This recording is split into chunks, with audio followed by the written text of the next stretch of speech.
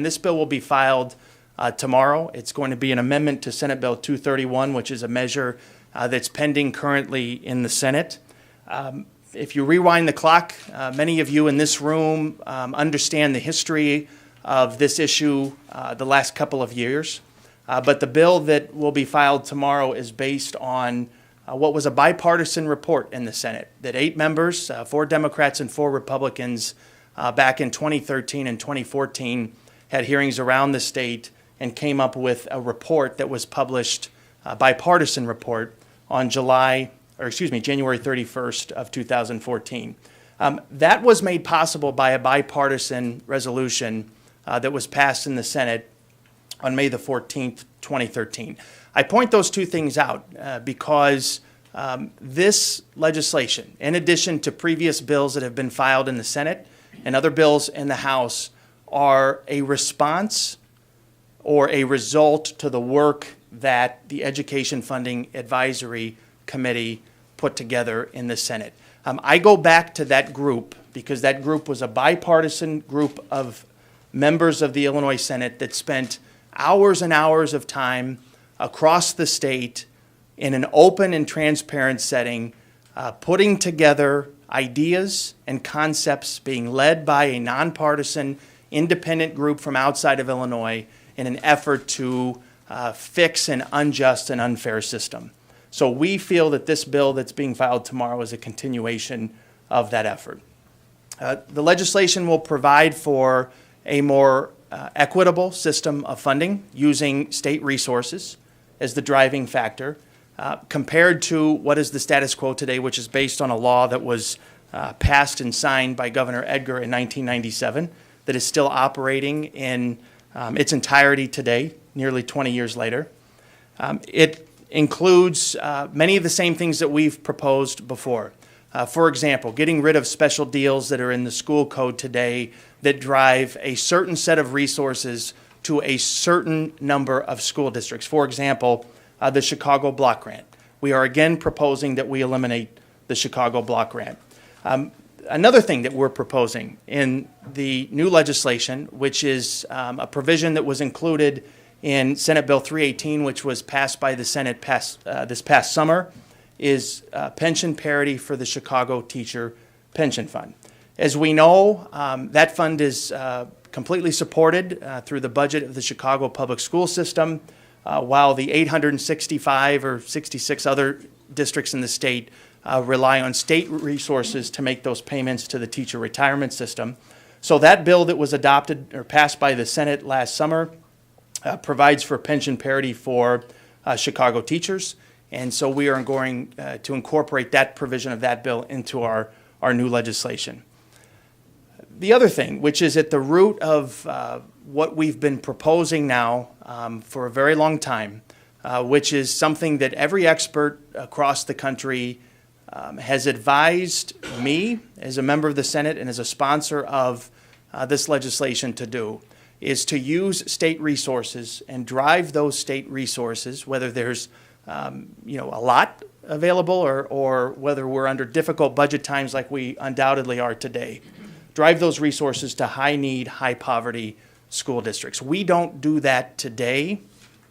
Despite some of the gains that we've made this past year with the education spending bill that Governor Rauner signed into law that was passed by the General Assembly, the one appropriation bill that was signed by the governor in that initial set of bills that was sent to him, we've made some slight gains, but we need to go deeper. We need to commit to spending and prioritizing funds that are available in the state budget to high need, high poverty schools. That's what every expert says we ought to do in Illinois. That's something that we don't do today.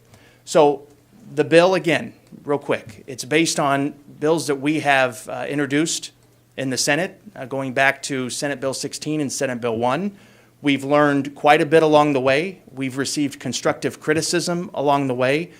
Many of the things that you'll see in this bill have been incorporated because of conversations that we've had with superintendents and organizations across the state that, again, I would consider constructive criticism in an effort to solve a problem. But everything in this bill is intended to take steps toward parity, toward a system that is statewide in nature. that doesn't treat different school districts in different ways, utilizing $13 billion of state resources. So one thing that is in addition to the bill that has been called for by not just Governor Rauner, but superintendents across the state, is the ability for districts to adjust to changes in the school funding formula. I remind everybody that we have changes every year. Every year when the current formula recalculates itself, there are any number of districts in the state that gain resources from state government, and there are any number of districts in the state that lose resources from state government. We have winners and losers today under our current system. I think that's an important point that sometimes gets lost in the public discussion. But nonetheless, we are proposing in this legislation that we incorporate a hold harmless provision so that school districts have time to adjust to the proposed changes. That is a change from legislation that we have introduced previously to Senate Bill 231. In addition to that, there's another provision that I think is very important, maybe way down in the weeds, but it's very important. We have any number of districts, and this again comes from advocacy from individuals and school districts that have decided to take part in a discussion to try to change the status quo and offer constructive criticism. We have any number of school districts, predominantly in the suburbs of Chicago, who don't spend at an adequate level for the students that they serve, but they tax themselves above the state average. One more time. They don't spend an adequate amount of resources for the students that they serve, but they tax themselves above the state average for a school district. So we have a provision in this bill that would shield those districts from losses. The important thing to know here is that when a district puts its resources on the table, and when it sees, for example, a growth in poverty, but state funds don't keep up with that need, we don't want to adversely impact those school districts. So we have two provisions in the new legislation that are intended to erase and minimize the impact for districts that would see a reduction in state funding. That is a change from previous bills that have been filed in both the Senate and the House.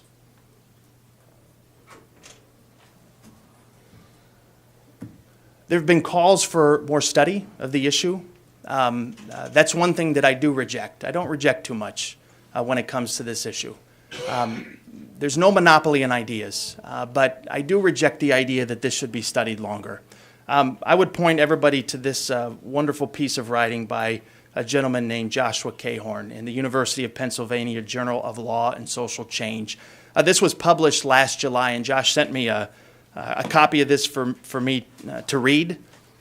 It details the struggles that Illinois has had with this issue over decades. It details the attempts, the successes, the failures, and the idea that absent of change, our system today is inequitable, one of the least equitable in the country. 5 years ago, it wasn't as inequitable, but 5 years from now, it will be more inequitable without change. So about the only thing I reject is the idea that we should study this longer, that we should put into place a process to study something that we all know needs to change. But having said that, we have provisions in the bill that would allow for an ongoing review of the effect of the formula. So we don't have these decades of gaps of inaction in front of the legislature and in front of the governor, whoever's in office, so that we have a continual effort to look at how we spend the billions of dollars that we spend on public schools in an effort to try to drive better outcomes.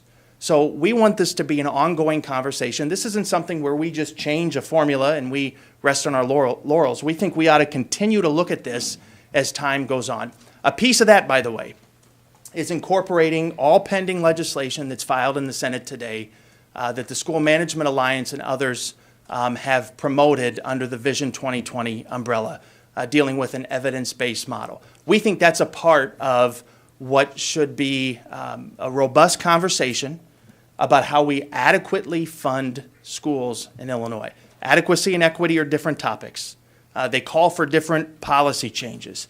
But the Vision 2020 legislation that's filed by Senator Barrickman has been incorporated and will be incorporated into Senate Bill 231 when you see the language. Other things that we want to look at that need further study are things that have been brought to us through our Senate debates on the bill and from others across the state. How do we reimburse for transportation to school districts in the state? There's incredible costs associated with transportation. Some district has low costs. Some district, it consumes, a vast majority of their budget. We need to mitigate that and find a better way to reimburse those costs. The impact of impact fees, municipal impact fees, that is a revenue generating source for some school districts. How do we calculate average daily attendance? How do we put weights on grade-specific funding? How do we account for the effect of TIF districts? That's something that Leader Radonio, to her credit, has brought up time and again, which is a massive undertaking. And so we're not ignoring those things, but we do think those things should be incorporated into an ongoing conversation about how we utilize the money that we have in the state budget to the best of our ability to drive better outcomes. So we want to incorporate things that maybe have been seen as competing legislation in the Senate. We're taking, for example, Senator Barrickman's bill, and we're putting it into our new bill proposal, and we're setting into motion a constant review, ongoing review of how we spend our money in public education so that we don't go through an entire generation of students in public schools in Illinois under a broken and inequitable system. And then finally, I want to make this point, from a positive aspect, that much of what we're proposing in our new bill are ideas and concepts that the governor has traveled the state and has talked about extensively in front of districts across Illinois. North Shore, downstate, small districts, large districts, rural districts, urban districts, districts with high poverty, districts with low poverty. The governor has time and again called for immediate action when it comes to school funding to reduce the reliance on property taxes. He's talked about putting more money into a formula, and he's talked about holding districts harmless from any changes. So this bill embraces all of those things. It embraces every one of the concepts that the governor has talked about as he's visited school districts over the course of the last 2 months since his budget address. We think that's important. We think that's important because that's how you build a consensus to try to come up with a bipartisan solution to a problem that's plagued us for decades now. This is a statewide problem.